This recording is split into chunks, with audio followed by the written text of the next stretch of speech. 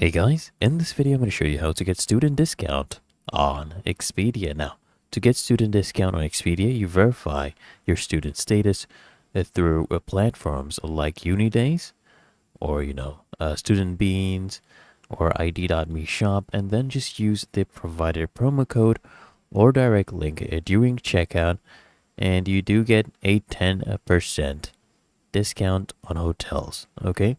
There are other discounts you can get as well, and you just verify your status on these websites, and then whenever you shop you get for example a 10% off on hotels and up to 25% or more discount on other locations, plus your 10% student discount, right? You just get those codes, and then you use that to redeem and make your bookings.